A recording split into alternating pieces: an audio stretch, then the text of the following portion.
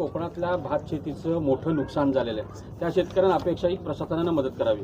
मदत सर्वे होऊ दे ना. विदाऊट सर्वे मदत कशी करतात? आणि आमचं लक्ष आहे ना, आम्ही डोळस आहोत.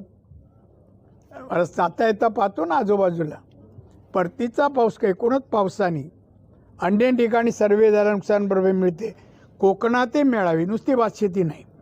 या शेवटच्या टप्प्यानं ऑक्टोबर नोव्हेंबर पाऊस पडणं मोहरावर, आंब्यापासून मोहरावर परिणाम करणार का प्रमाणात? कारण ओलावा जेवढं जमिनीत राहील, आपल्याला सांगतो आंब्याचं, तेवढं मोहर कमी येतो. कळलं? आंब्याचा पण मी अभ्यास केला तेवढा. ओला दुष्काळ जाहीर करावी अशी परिस्थिती आहे का? मी भविष्यवाणी नाही सांगत. दादा म्हणजे जलद नाही मिळणारे ठिकाण, त्या 3 दिवसामध्ये का ऑन द स्पॉट निर्णय झाले? काय लोकांचे प्रश्न मार्गी लागले? लगेच झाले, लगेच सांगितले. किती लागले असे प्रश्न? नाही ना, ते आम्ही नंबर नाही काढले. इथे 105 निवेदन आले, करायला वेळ लागेल ना. आणि ते उत्तर बंधनकारक नाही आहे. दादा, 1 नोव्हेंबरला महाविकास आघाडीचा मोर्चा आहे सत्यासाठी निवडणूक आयोगावर. आपण कुठली महाविकास आघाडी? उद्धव ठाकरे, काँग्रेस, राष्ट्रवादी, राज ठाकरे. ते कोण आहेत? काय काम करतात का सामान्य लोकहिताचं? मुख्यमंत्री उद्धव ठाकरे होते, काय केलं कोकणासाठी? काय दिलं सांगा ना मला. त्याला बोलायचा काय अधिकार नाही. त्या नाव घेऊ पण नका हो. मोर्चा काढणार हो, आम्ही जिवंत आहेत दाखवायला.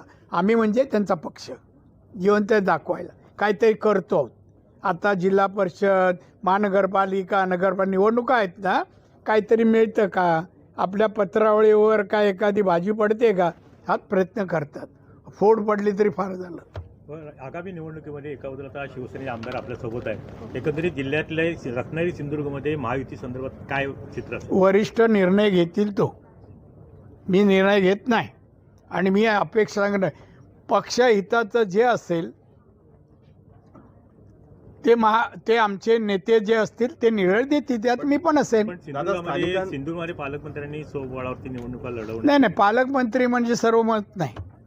पालकमंत्री म्हणजे कुठल्याही पालकमंत्र्यांनी असं मत जाहीर करू नये, या मताचा मी आहे. पक्ष जो निर्णय देईल तो. साहेब, दादा म्हणजे आता मैदानात बाहेर पडलेत आपण साहेब. म्हणजे आता निवडणुकीचे बिगुल वाजला आम्ही समजायचं का? स्थानिक स्वराज्य संस्थांमध्ये खरोखर काय चित्र असेल? मुंबई महानगरपालिकेचं, मुंबई महानगरपालिका भाजप, एकनाथ शिंदे शिवसेना आणि अजित पवार राष्ट्रवादी यांचा महापौर असेल.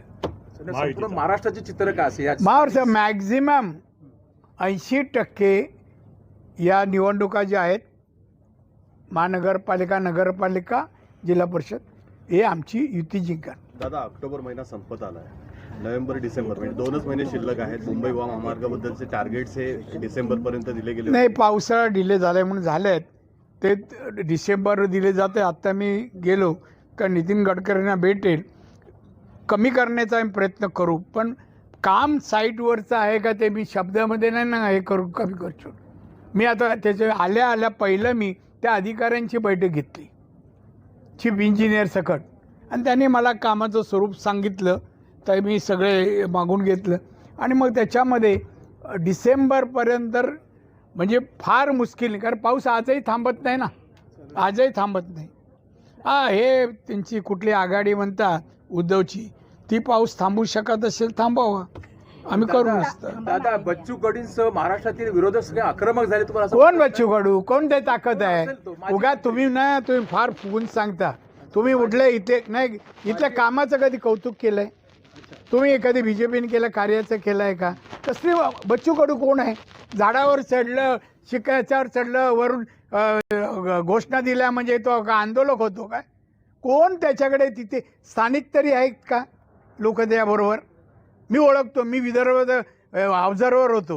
उगाच बच्चू कडू. तमाशा असा तुम्हाला कडू लागलं तरी गोड म्हणता.